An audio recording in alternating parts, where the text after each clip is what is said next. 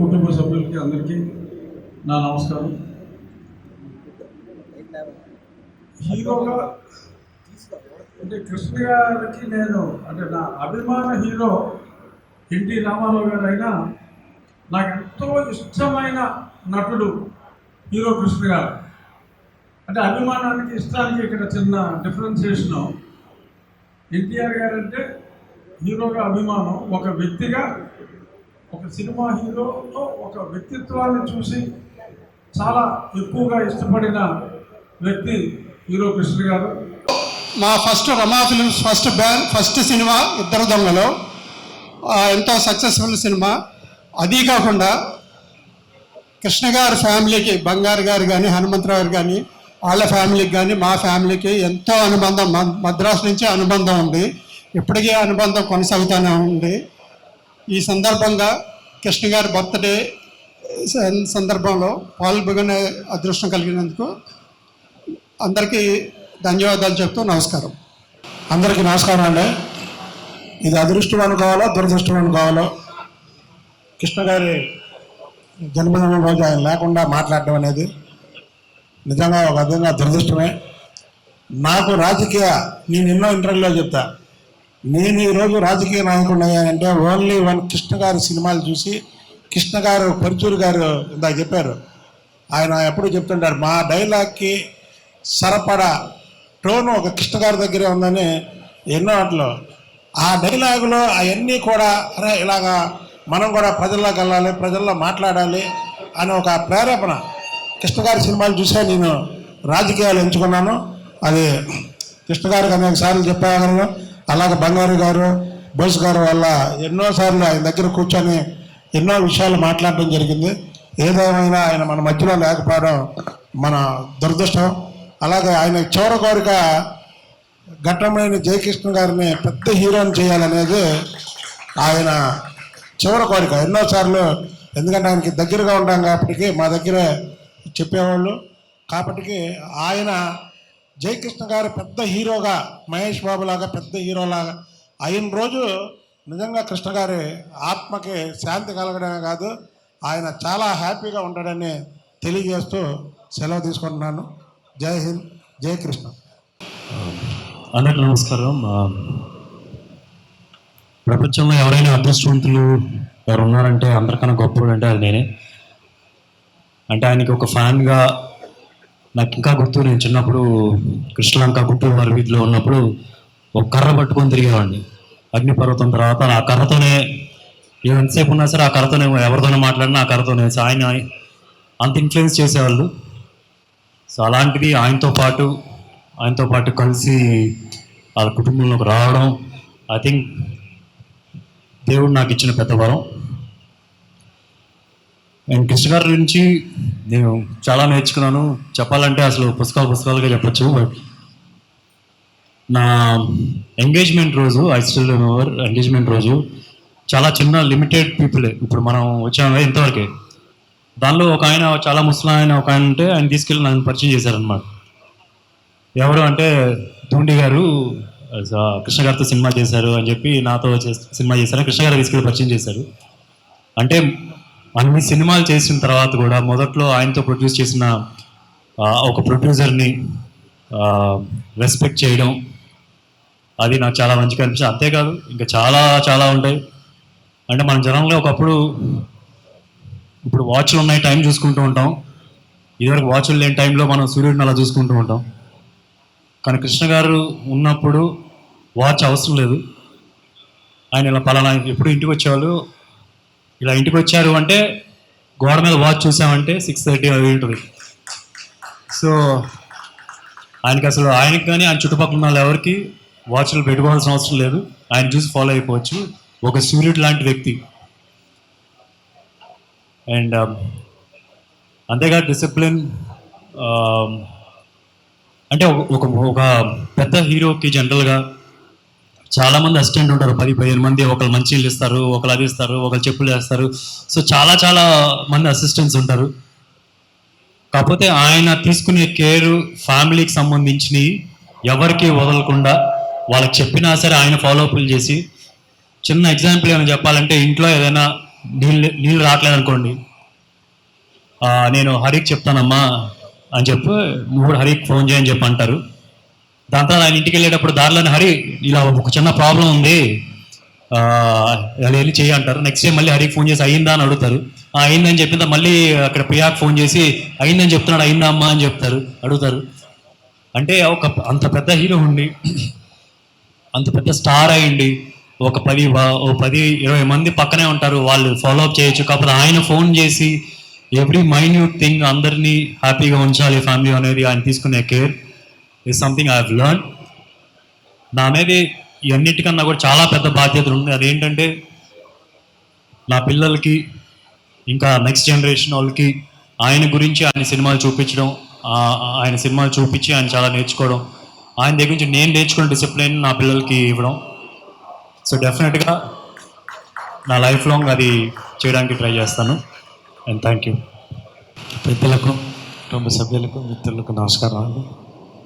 ఇందాక అన్నయ్య పరశురు గోపాలకృష్ణ గారు ఈ తెలుగు పరిశ్రమకి 2 కళ్ళంటే ఇది సత్యం.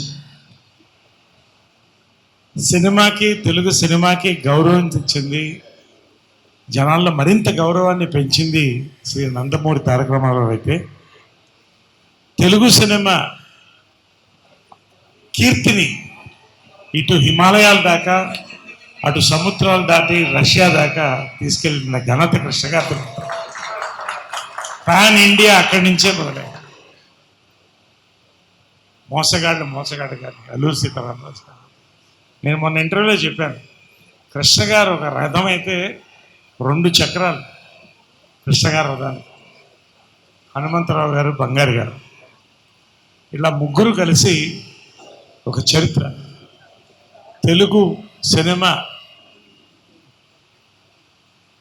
గుర్తుపెట్టుకోవాల్సిన, పాటించవలసిన సూత్రాలు, సినిమాలు తీసి సక్సెస్ అంటే ఏంటో చూపించినటువంటి సంస్థ పద్మాలయాలు. నేను ఎప్పుడూ చెప్తూ ఉంటాను, కృష్ణ గారు ఎప్పుడూ దేవుడు నిర్మాతల పట్ల దేవుడే. అది చాలా ఇన్సిడెంట్స్ ఉన్నాయి, నేను చెప్పక్కర్లేదు. కానీ తెలుగు ప్రజలకు కూడా ఎప్పుడు కూడా ఒక కంచు కవచం ఆయన. నేను ఎందుకంటే ఒక ఇన్సిడెంట్ చెప్పి ముగిస్తాను. 83, 84 అప్పటికే 3-4 సినిమాలు చేశాను. వరదలు వచ్చింది. రామారావు గారు, స్వర్గీయ రామారావు గారు ముఖ్యమంత్రి గారు ఫండ్ కలెక్షన్ కోసం రావడం జరిగింది.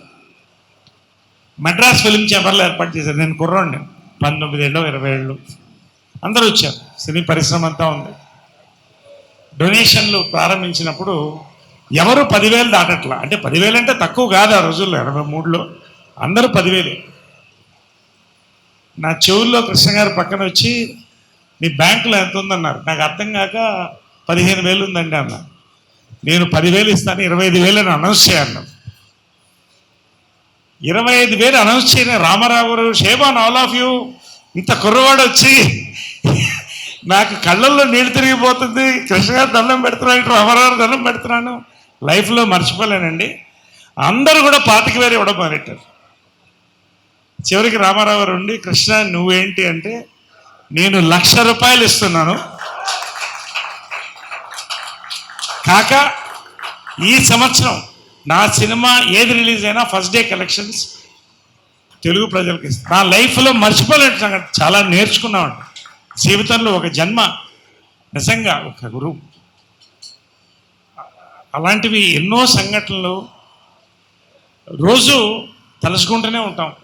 రోజు పొద్దునే లేచి దండం పెట్టుకుని, ఆయనకి అమ్మ కూడా దండం పెట్టుకుని, అందరికీ దండం పెట్టుకొని బయటికి వెళ్తాం. నిజంగా అదృష్టం.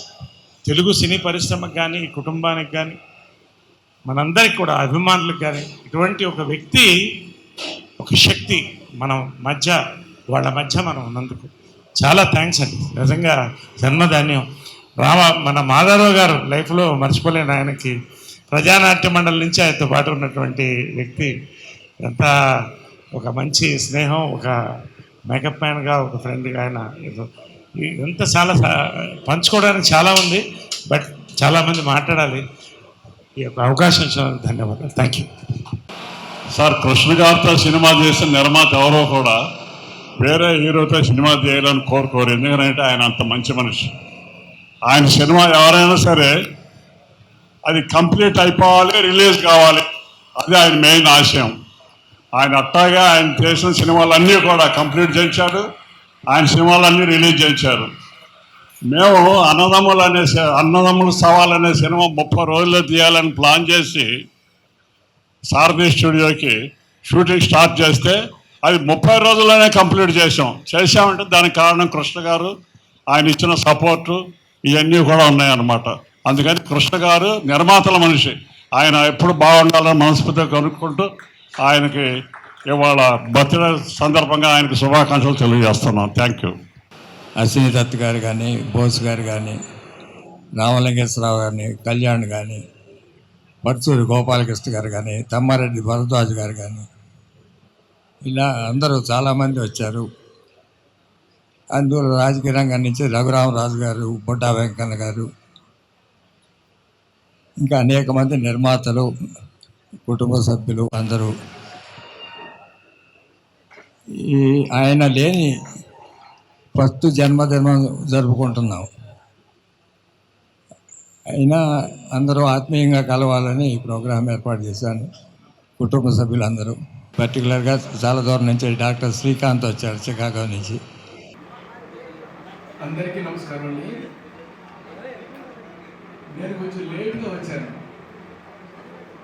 కాకపోతే లేటెస్ట్గా వచ్చాను అనుకోండి.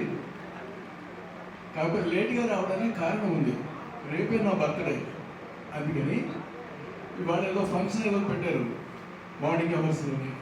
దానికోసం వెళ్ళేసి అక్కడ మ్యూజికల్ నైట్ అనేది పెట్టారు నా మ్యూజిక్ సంబంధించి. సో దానికి సంబంధించినటువంటి ఆ కార్యక్రమాన్ని పూర్తి చేసుకుని మళ్ళీ ఇక్కడ వచ్చేటప్పటికి లేట్ అయింది. అంచేత దయచేసి క్షమించాలి.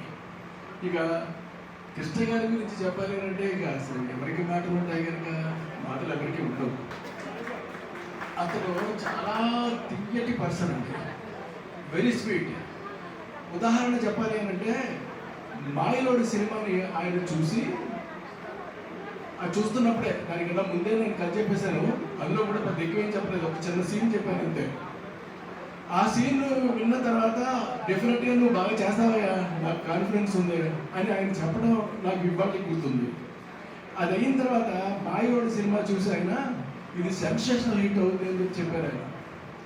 తర్వాత నాకు తెలిసి కొంతమంది ఆ సినిమాని చూసి కొనడం కూడా మానేశారు. ఎందుకంటే ఇందులో క్లైమాక్స్ ఎవరు చూస్తారంటారు అది. బట్ ఆ సినిమా సెన్సేషనల్ హిట్ ఈయన మాటల ప్రకారంగా అవడం అనేటటువంటిది ఉంది చూడండి. అది ఆ రోజు ఈ రోజు ఏ రోజు కూడా నేను మర్చిపోలేను. ఆ తర్వాత షూటింగ్ చేస్తున్నంత కాలం నెంబర్ 1 సినిమా. ఆయన చేసినటువంటి కోఆపరేషన్ మామూలు కాదు.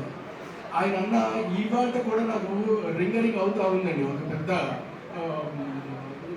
మార్క్. యాక్చువల్గా నాకు పెద్ద సర్టిఫికెట్ లాంటిది. ఏమయ్యా ఏంటయ్యా ఆయన సీన్ పేపర్ పట్టుకోకుండా చెప్పేస్తాడు మొత్తం అంతా వర్సెంటి ఆయన అనడం ఉంది చూడండి. అసలు నాకు అంత పెద్ద ఆయన నాకు అంత సర్టిఫికెట్ ఆయన ఇవ్వడం అనేటువంటిది ఇట్ ఈస్ రియల్లీ గ్రేట్. అలాంటి ఒక గొప్ప మనిషి ఇవాళ మన ముందు లేకపోవడం అనేటటువంటిది మనకు దురదృష్టం. ఆయన ఆవేళ ఉన్నా ఇవాళ ఉన్నా ఏ రోజు ఉన్నప్పటికీ కూడా ఆయన చాలా ఆరోగ్యంగా చాలా ఆనందంగా ఎప్పటికీ ఉంటారు. ఉన్నట్టే లెక్క. మనకి ఇవాళ ఆయన లేకపోయినప్పటికీ కూడా ఉన్నట్టుగానే మనం భావించాలి. ఎందుకంటే ఆయన సినిమాలు వాళ్ళు రిపీటెడ్గా ఎంత బాగా చూస్తున్నారో జనం, అద్భుతం, మామూలుగా చూడడం లేదు. అలాంటి ఒక గొప్ప వ్యక్తి ఆయనకి నేను నా మొదటి సినిమా ఆయనతో చేయడం అనేటటువంటిది నిజంగా నా అదృష్టం అవుతుంది. అది నిజంగా I'm very lucky to have such a person on my screen. Is unforgettable, great man. అలాంటి ఒక గొప్ప వ్యక్తికి నేను నమస్కారాలు తెలియజేసుకుంటూ సెలవు తీసుకుంటున్నాను. Thank you.